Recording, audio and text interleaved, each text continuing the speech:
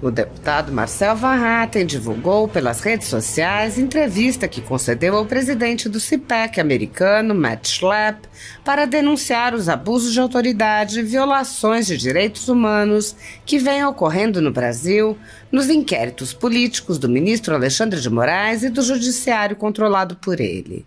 Ao divulgar o vídeo, Van Hatten disse: "Seguimos revelando tudo o que acontece no Brasil, aos americanos e mundo afora." Nesta entrevista ao Matt Schlapp, do CPEC americano, detalho cronologicamente como chegamos aos atuais abusos de autoridade, perseguição e censura à direita brasileira. Revelo detalhes que nunca são expostos para os estrangeiros e digo por que não podemos desistir jamais. Só vale a pena lutar pela liberdade se estivermos dispostos a correr riscos. Ao iniciar a entrevista, Matt Schlapp explica ao público americano que o Brasil está utilizando as mesmas táticas de usar o judiciário e a máquina estatal como armas para a perseguição de adversários políticos. Ele mencionou o uso de lawfare contra Trump, tentando prender o ex-presidente, a prisão de apoiadores de Trump, o comportamento da comissão parlamentar que utilizou o pretexto da invasão ao Capitólio no 6 de janeiro para prender e perseguir opositores e disse: "Coisas semelhantes estão acontecendo no Brasil."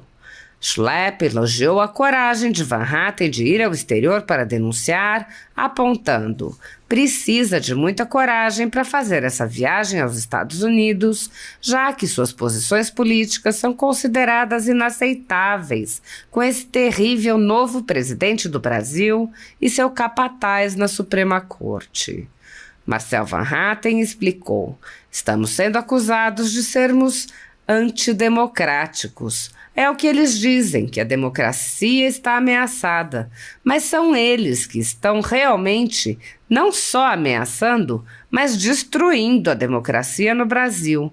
O que nós vemos é apenas uma forma um pouco mais sutil de fazer isso, já que, ao invés de as ameaças e atos contra a democracia virem do executivo, do próprio presidente, elas vêm da Suprema Corte." O deputado lembrou que o STF anulou as condenações de Lula na Lava Jato, apesar dele ter sido condenado por 3 instâncias. Ele explicou que houve um gigantesco escândalo de corrupção no Brasil, que se estendeu também a outros países e que muitas pessoas foram devidamente investigadas e condenadas, mas quando a investigação se aproximou de ministros da Suprema Corte e o ministro Toffoli foi mencionado em uma matéria da velha imprensa, ele iniciou o inquérito das fake news. Marcel Van Hatten explicou: "Alexandre de Moraes é o relator, o que significa que este juiz é, ao mesmo tempo, a vítima, o investigador e, claro, o juiz. Isso não é uma investigação, é uma inquisição. E ela está aberta há mais de 5 anos. Questionado sobre o 8 de janeiro no Brasil, Marcel Van Hatten explicou: "As pessoas estavam indignadas por ter Lula voltando à presidência depois de todos os escândalos de corrupção. E as pessoas estavam legitimamente protestando em frente aos quartéis. Eu fui uma das pessoas que reprovaram esse tipo de manifestação.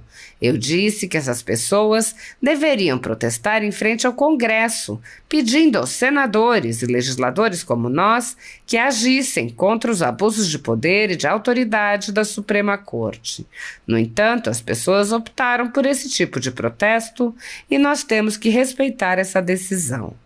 O deputado prosseguiu: "Pouco depois da posse de Lula, houve esses terríveis eventos do dia 8 de janeiro, mas há um problema. Essas pessoas que foram protestar pacificamente, elas estavam lá para protestar, para dizer ao Brasil e ao mundo que não apoiavam o governo Lula. E as coisas saíram de controle.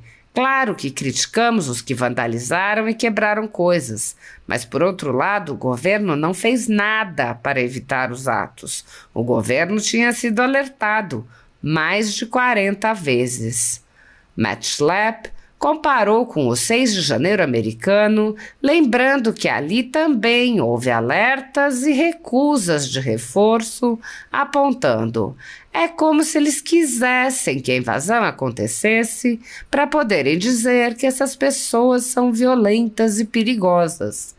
Van Hatten apontou que Lula fez uma estranha viagem a Araraquara sem qualquer urgência que justificasse a viagem. O deputado disse: não só ele sabia que alguma coisa ia acontecer, já que o governo recebeu os alertas, mas outros membros do governo, inclusive o então ministro da Justiça, Flávio Dino, que depois se tornou ministro do Supremo, um comunista. Ele também foi alertado e não fez nada. E ele disse que viu tudo acontecendo da janela de seu escritório.